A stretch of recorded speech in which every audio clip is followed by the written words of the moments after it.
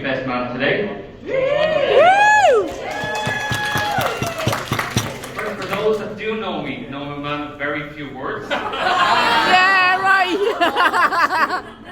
So, when I was putting the speech together, I struggled with how it would flow. So therefore, I decided that I'm going to sing it to you.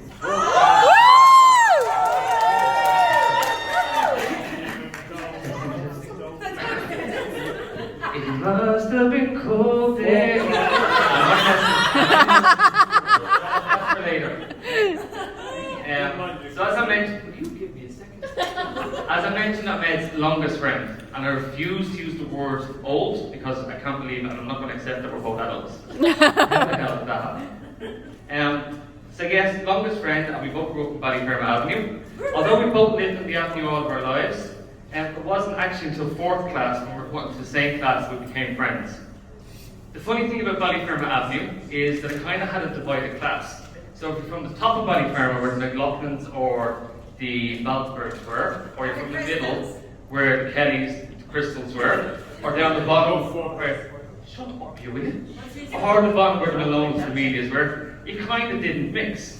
So my first encounter with Eddie wasn't actually a very pleasant one.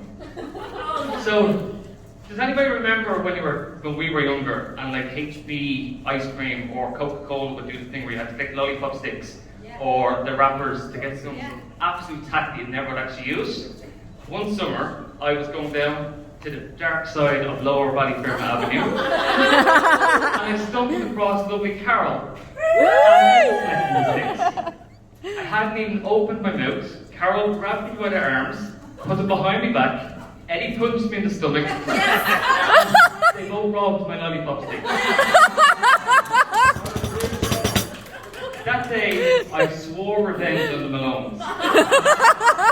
I've been waiting 30 odd years for today.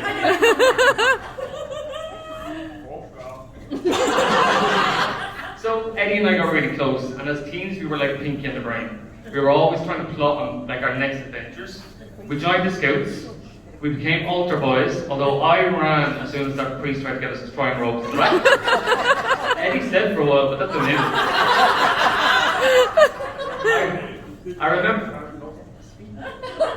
I remember one particular summer, and May was heading away on a dirty weekend. I thought we were a bit long, so I'm not going to say anything.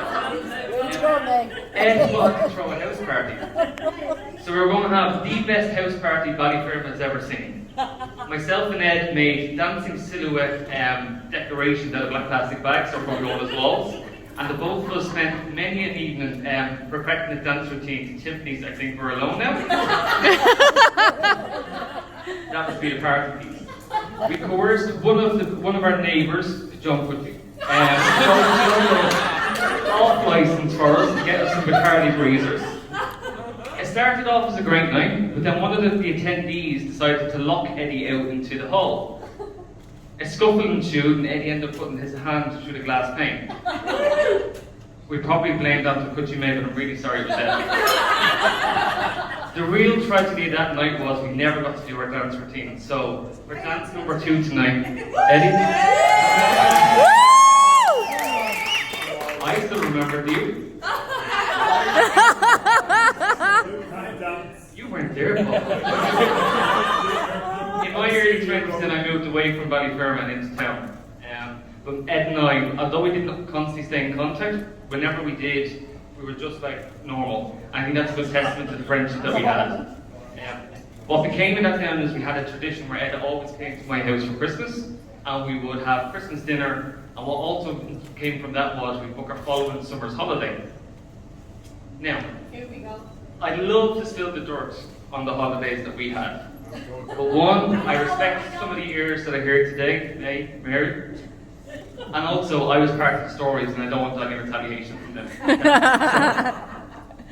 The funny thing with Ed on holidays was that for about 3 days straight, he was homesick for the first couple of days. Myself, Stephen, Brian and Emma would be down by the pool, and Ed'd be sitting on the shaded balcony waving down to us like royalty. It would be about day 4, he would come bouncing down the pool. Hey lads, I found the local McDonald's, I got me chicken nuggets, I'm bright as rain, let's get this party started.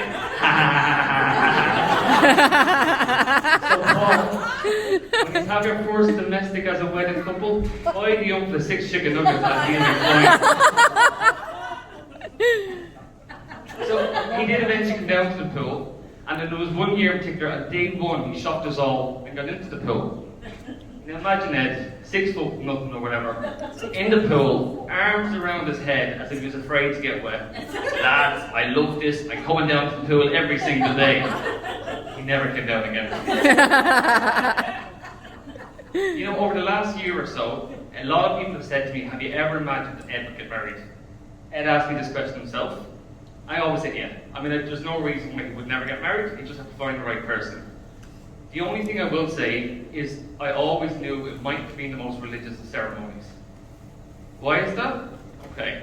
Go back a couple of years and we went on holidays to Cyprus. One of the highlights of that holiday was we took a trip to the Holy Land. And one of the main attractions to going to the Holy Land is to visit Jesus' tomb.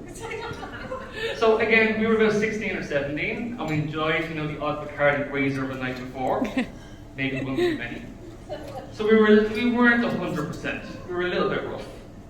So we went to visit Jesus' tomb, queued up.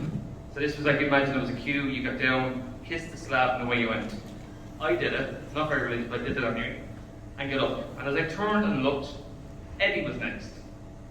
He turned a shade of green, and before I had a chance to even go towards him, he vomited all over Jesus' tomb. So we were quickly escorted from the ceremony. So I think it's safe to say Eddie and Jesus won't be at each other on Facebook any day. To be fair, I have so many stories in there that I could reveal, but I'll save them for another time. Like later tonight, you just want to buy me a drink to gin still Happy days. Before I wrap up and begrudgingly pass the mic, just a few more toasts I'd like to raise.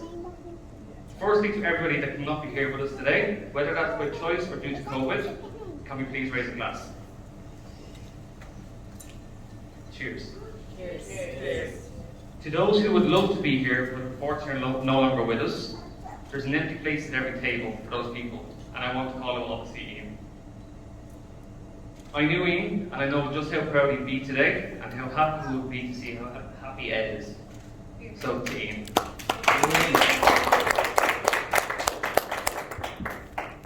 To Natalie, I want to say how beautiful you look today. You look amazing, and I'm genuinely honoured to not only share the responsibility with you today, but I've gotten closer to you over the last couple of months, even though I used to babysit her.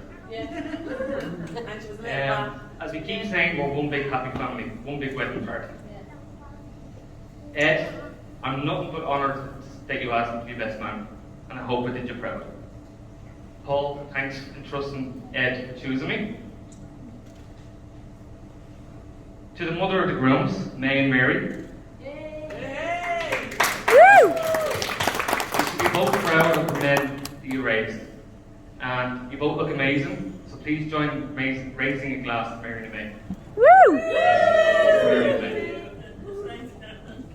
Finally, last but by no means least, to the newlyweds. I know it's cliche, and I'm trying my best to avoid any cliches, but I don't think I've ever seen a couple more suited to each other.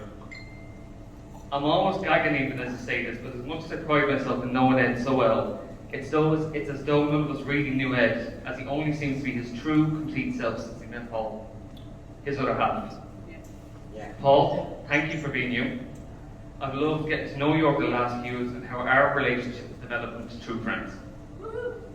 I love you both, and I genuinely wish both of you nothing but happiness and joy for the rest of your days.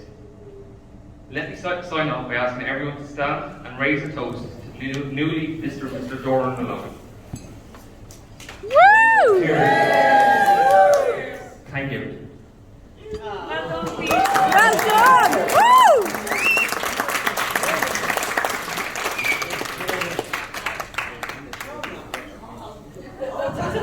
I think Kevin's going to say a couple of words next. Kevin, you're next. No pressure, Kevin. No wonder he's drinking that wine. So for those of you who don't know me, Paul's big brother, Kevin.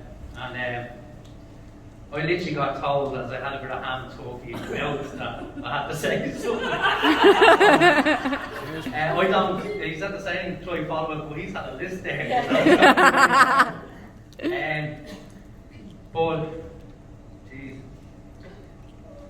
I can't express how proud I am to just be standing here beside him. I still remember, I'm obviously 7 or 8 years old, Paul. I remember when my mum brought the boys home, Paul and Philip were twins. You probably didn't know that either. But Paul came home first. At that time, Philip was premature, so it wasn't like as modern as it is today, they're 37 each. But back then, he didn't come home for about 7 or 8 weeks. So I didn't know I had another brother. I only thought. So I Send it back. Yeah, still do. So we held him for ages and we kept saying, who's this? We didn't know who he was. So I was always close with Paul. He was always standing beside me, and this is the third wedding we've been to. Two of them are mine.